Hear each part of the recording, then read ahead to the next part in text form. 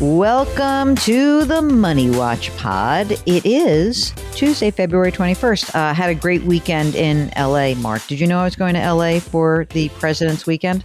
I did not know. I'm going to LA as we record this. I'm still in New York City, but I will have gone to LA, and I know it's going to be a fantastic trip. A little book bonanza. My dear friend Andrea throwing me a book party in LA, so I was like, I'll go. I'm going to go to LA. I'm going to make a book thing happen.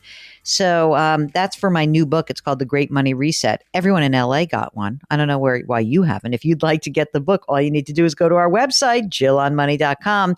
Hey, while you're on the website, you might as well just bookmark the website. Because anytime you have a financial question, any money issue that's running through your life or your family's life, all you need to do is go onto that website and click the Contact Us button. If it's bookmarked, it's there for you, which is fantastic.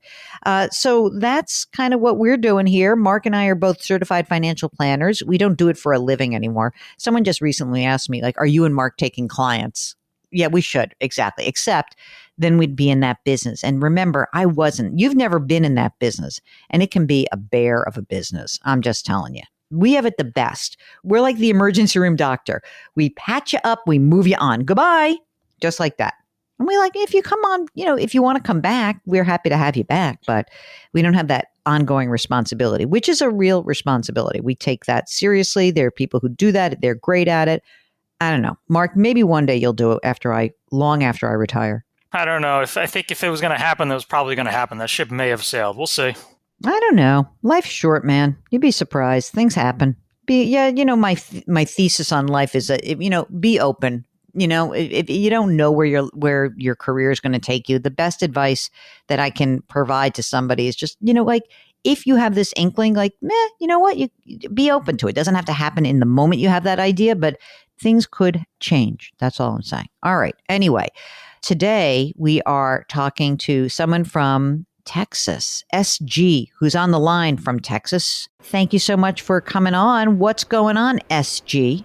Thank you so much, Jill and Mark. I am absolutely thrilled to be here. I have been listening to you guys for probably 2 years now. And you've really changed the way that I look at my financial journey. So thank you so much. Oh, what was it before and what is it now? Not as hands-on and active, I would say, but now I'm really taking more of an active role in making sure that we're doing all the right things for our finances. Great. That's awesome. So tell us about yourself and what's going on.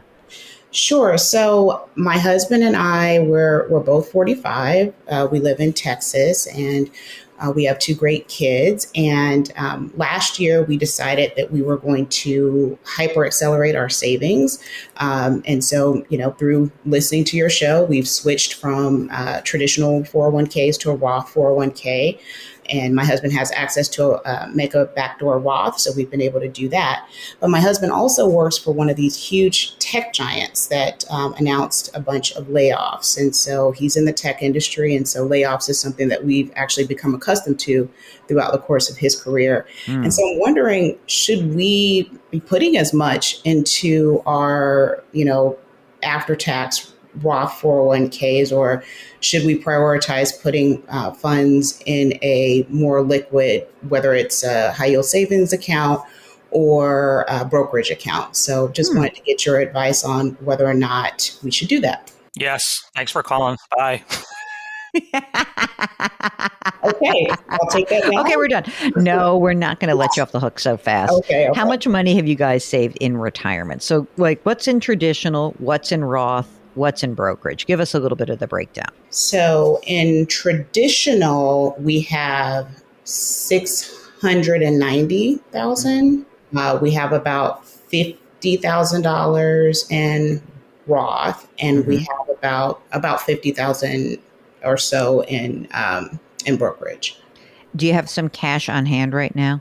Yes, we have a fully funded emergency fund, which has about $100,000, in it right now. And then we have $75,000 in a CD. Okay. And tell us about some of the obligations you have. You own a home? Yes, we do. How much is it worth? It is worth about $600. Outstanding mortgage balance? $312. What's the interest rate on the mortgage? 2.75. 30-year? 20. You like where you live. You want to stay there, right? Yeah. Meh. She's like, meh, that's all right. You like that mortgage rate, though, don't you? I love that mortgage rate. I think Yeah. that is what is probably going to keep us here Yeah. until our youngest graduates from high school. So we have another 9 years or so. Oh, wait, so how old are the kids? 9 and 13.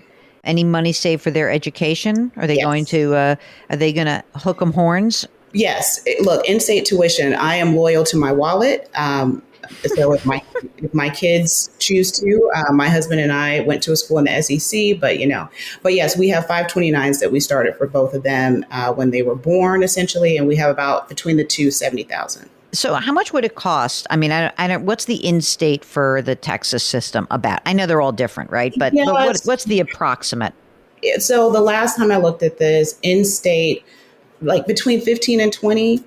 Okay. So should my oldest decide to go, like we would probably need to cash flow some of it or, liquidate his sisters, which I don't necessarily want to do, but I think we would be able to swing it. Okay. So you guys, how much do you earn right now? Let's do you first. Your husband is the tech guy. You're not in tech, right? Yes. So how much do you earn? So my base salary is 154 and with bonuses typically around 180. Okay. And what about him? What's his range right now? So his base is 130 and with bonuses, he's about 200. Could you live on your salary alone, SG?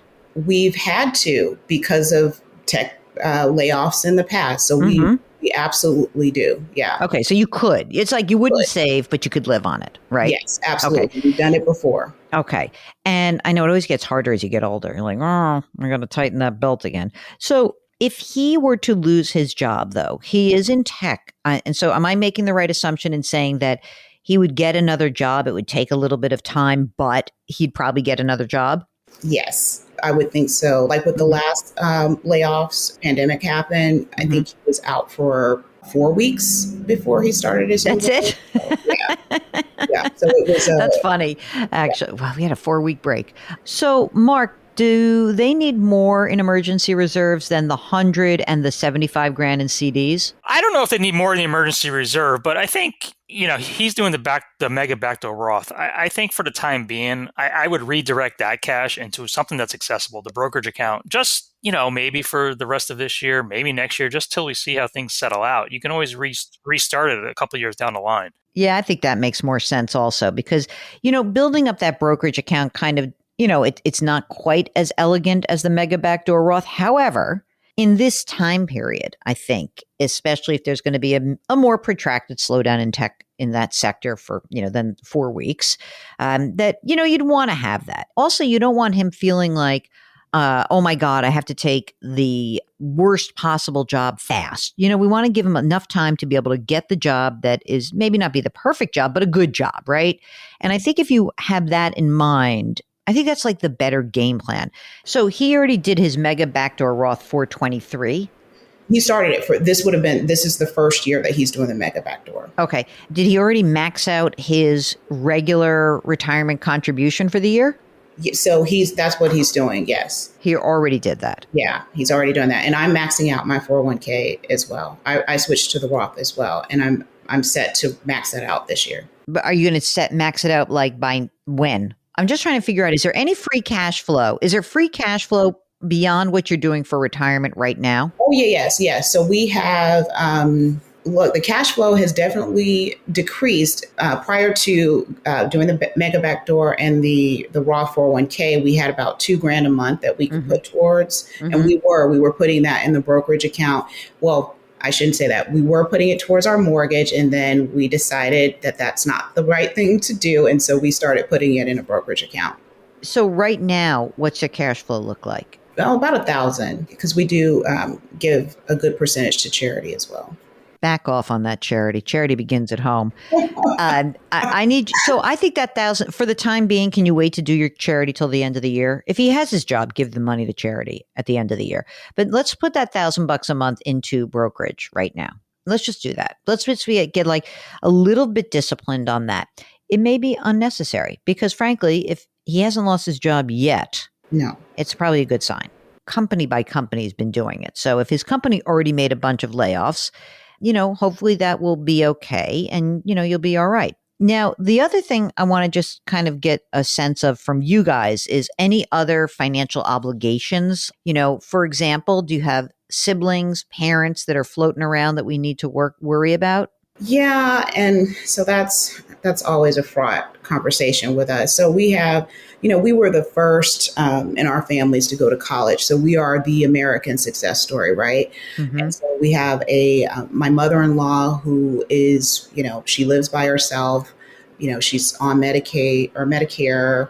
She turned 65 last year, so she gets that and retired. Mm-hmm. I think at some point we will have to move closer. That's something that'll be an obligation later on. My parents, my dad's a veteran, so I think they'll be okay. Mm-hmm. And I think he has a pension. Oh, and Okay. I have a pension too. I have a little bit of a pension that I'll have for retirement, but his is obviously much bigger due to Mm-hmm. being a government worker. Okay. Well, that's good. I mean, look, that's something to take into account. You're young. It sounds like you're putting your money away. Do you have life insurance that on both of you? Do you get benefits through your organization or your husband's? So we do have life insurance, but we also, because of the layoffs that we've experienced in the past, we thought it was smart to have insurance outside of work. And so we both have insurance policies. I think I have 1.5 million term life. So we both are insured. I think his is like a million. Good. And what about estate documents? You got that done? We have all of that done. Look, Mm-hmm. I've been listening to you. Okay, That's we good. have the will is done. All of that is, we've taken care of that because we want to make sure that our kids are taken care of if anything happens to us. Oh, that's good. I have one question about our car. You did answer a question for us years ago about a car. We followed it to the T and it worked out. So now we have a car that has 200 and almost 30,000 miles on it. And so we have that CD that's put away for that. But it's a 13-month CD. I'm thinking that I should just leave that alone and use the high yield savings, which is where we have our emergency fund to buy a Mm-hmm. car when it comes time. But I just wanted to Yeah, see. that seems fine to me. I mean, if you had to break the TV, if like you had to break the glass, you'd break the glass. Right. I really do think that if you're going to spend the money on a car right now, the $1,000 a month I said that goes into brokerage, just use that to replenish. Because I like you having like a nice chunky emergency reserve fund for this year. I really do. How much are you going to spend on a car? The 75, the whole 75? No, so we were actually looking at this last night. So we're looking at some hybrid SUVs, and we're people who will drive a car till the wheels fall off. So we're looking like in the 45 to 55 range I think is where we'll end up. I mean, look, I think that having like 125 or 150 grand in cash for you guys or CDs is a good number just based on what you've told us. And it'll make you feel better and sleep better at night to have that. So, listen, once you buy the car, use that extra cash flow, keep beefing up the amount of money you put in your emergency reserve, and then switch it over to the brokerage account. Do not start doing like crazy contributions or anything like that, but do, like ease up a little bit and delay until you have more information. That's what I would say. It's most important to me that you have just some flexibility. And if we're wrong and you've stayed too liquid, it's not a big deal. It's okay. All right, SG, any other questions for us? No, I think you have really helped us because I was not anticipating this answer. So this gives us some direction of what to do next. And, we'll just hope and pray that, we are the fortunate ones and we don't experience some of the, Yeah, the ill effects of the slowdown. I mean, I hope that you don't. And I hope that we're wrong. I hope that we're more conservative than you needed to be. I really do. Next year or, 6 months from now, the situation changes. You might call us up and be like, you're not going to believe this. My husband got an actual increase because his boss got blown out. Now he has his boss's job. And so don't hope for your boss's demise. But if that were to happen, give us a holler back and we can help you out. Okay. Okay, definitely will. Thank you. All right. If you, like SG in Texas, need some help, if you're a little worried about what could be around the corner, by the way, I have a nice blog post about this of the layoff protection plan. It's on the website, jillonmoney.com. But if you need a little bit of hand holding and some advice, do go to that website, do click the contact us button, and we'll get your note. If you want to come on the air, just make sure you check off the box that says you're willing to come on the air. While you're on the website, don't forget to buy the new book. It's called The Great Money Reset. All right, what else do I have to tell you? You got to leave us a rating and review on Apple. Here we go. Let's do the outro. Mark Talercio is the co-host and executive producer of the Money Watch podcast. See, I said it again, Mark. Karen Kranick is our web queen. We are distributed by Paramount Global. We drop our episodes every Tuesday and Thursday. Do something nice for someone else today. It'll make that person feel good. It will make you feel good. Change your work, change your wealth, change your life. Thanks for listening. We'll talk to you on Thursday.